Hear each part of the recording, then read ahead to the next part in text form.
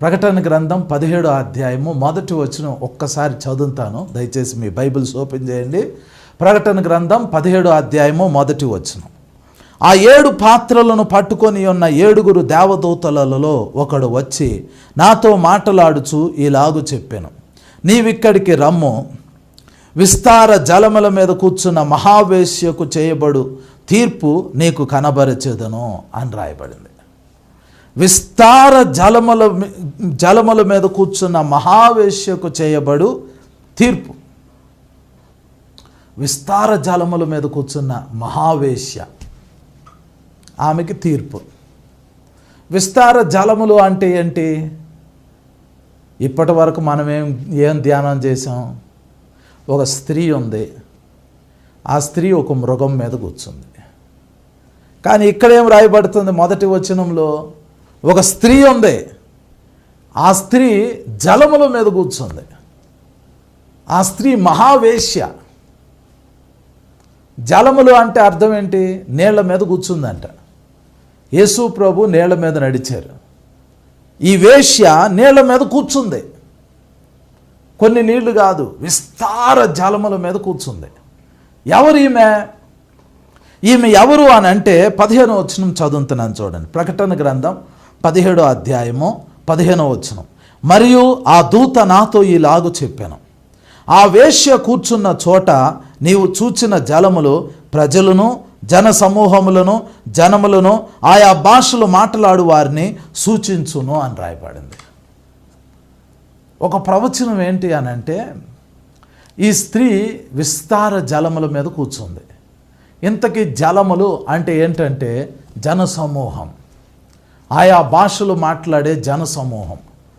ఆ ప్రజల మీద ఈ స్త్రీ కూర్చునిద్ది. దాని అర్థం ఏంటో తెలుసా? ఈ స్త్రీ ఒక మతం, అది రోమన్ క్యాథలిక్ చర్చ్. ఇది పోయి ఎక్కడ కూర్చునిద్ది అని అంటే, ప్రకటన గ్రంథం 17వ అధ్యాయం 15వ వచనం ప్రకారము మళ్ళీ చదువుతున్నాను చూడండి. మరియు ఆ దూత నాతో ఇలాగు చెప్పెను, ఆ వేశ్య కూర్చున్న చోట నీవు చూచిన జలములు ప్రజలను, జనసమూహములను, జనములను, ఆయా భాషలు మాట్లాడు వారిని సూచించును. అర్థం ఏంటి అని అంటే, ఈ వాక్యం ప్రకారం రోమన్ క్యాథలిక్ చర్చ్ అనేది ఇప్పుడు ఎక్కువగా ప్రబలాలి. ఇప్పుడు రోమన్ క్యాథలిక్ చర్చ్ ఎక్కువగా ప్రబలుతుందా? లేదు. రోమన్ క్యాథలిక్ చర్చ్ సంఘ చరిత్రను బట్టి చూస్తే 5 కోట్ల మంది క్రైస్తవులను చంపింది.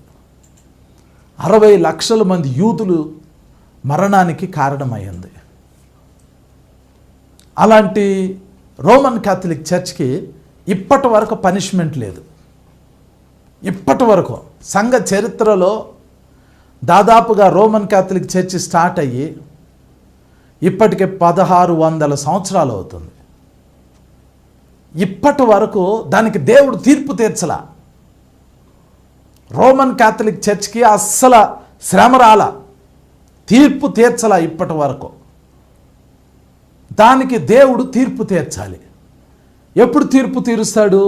ఆ తీర్పు ఈ ప్రకటన గ్రంథం 16వ అధ్యాయము 17వ అధ్యాయము 16, 17 వచనాల్లో తీర్పు ఉంది. కానీ ఆ తీర్పు జరగటానికి ముందు ఈ మతము, ఈ రోమన్ క్యాథలిక్ మతము ప్రజలందరి దగ్గరికి వెళ్ళిద్ది. అందరి దగ్గరికి ఎలా వెళ్ళిద్ది? ఆ వచనం మీరు ఒకసారి బైబిల్స్ ఓపెన్ చేయండి. ఆ వచనం నేను మళ్ళీ చదువుతున్నాను చూడండి. ప్రకటన గ్రంథం 17వ అధ్యాయము 15వ వచనం. ప్రకటన గ్రంథం 17వ అధ్యాయము 15వ వచనం.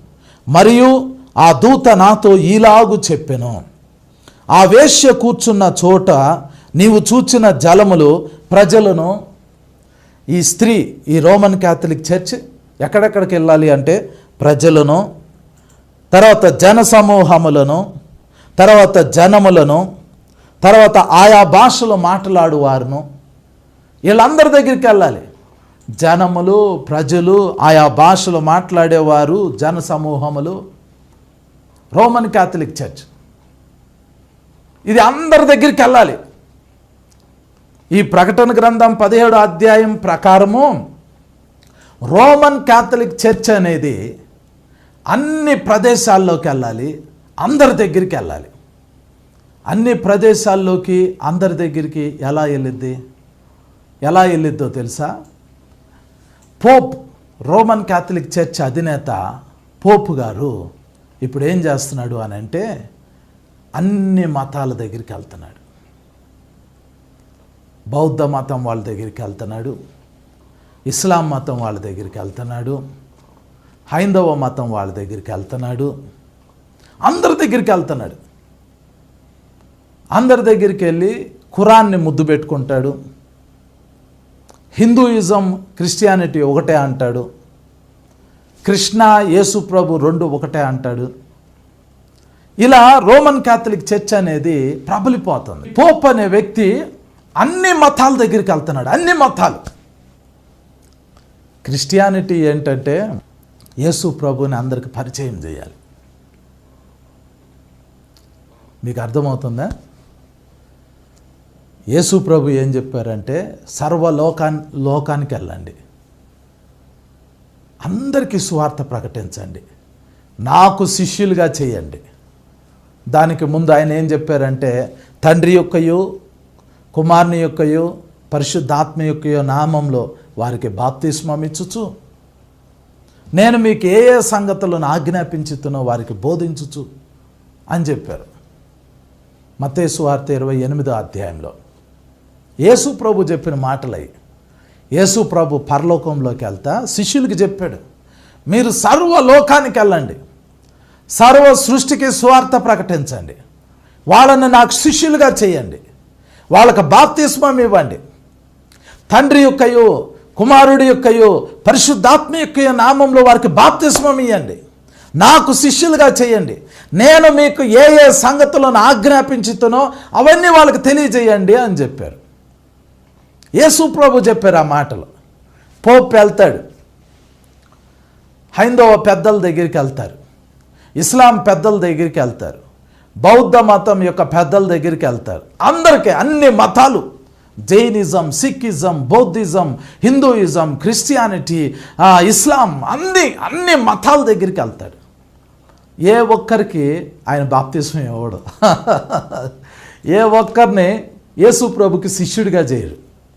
ఏ ఒక్కరికి యేసు ప్రభు చెప్పిన మాటలు చెప్పరు. ఈ పోప్ అని ఆయన ఎక్కడికి వెళ్ళినా ఇప్పుడు ఏం చెప్తాడు అని అంటే రాబోయే రోజుల్లో కూడా వాళ్ళ టీచింగ్ ఏమై ఉంటుంది అని అంటే అందరూ సమానమే, అంత ఈక్వల్. యేసు ప్రభుతో అల్లా ఈక్వల్, కృష్ణుడు ఈక్వల్, అందరూ, బుద్ధుడు ఈక్వల్, అందరు ఈక్వల్. మీరు మీ దేవుళ్ళని ఆరాధించని, మేము మా దేవుళ్ళని ఆరాధిస్తాం. సర్వమత సామరస్యం అంటారు. ఇప్పుడు అందులో తప్పేముంది అని కొంతమంది అంటారు. అందులో తప్పేముంది? మన క్రిస్టియానిటీలో కూడా ఇలాంటి టీచింగ్ వచ్చేసింది, ఇలాంటి బోధ వచ్చేసింది. ఏం బోధ వచ్చింది? వాళ్ళు హిందూయిజంని ఫాలో అవుతారు, ఇస్లాం వాళ్ళు ఇస్లాంని ఫాలో అవుతారు, క్రిస్టియానిటీని ఫాలో అయిపోండి, ఒకళ్ళకి చెప్పకండి అంటారు.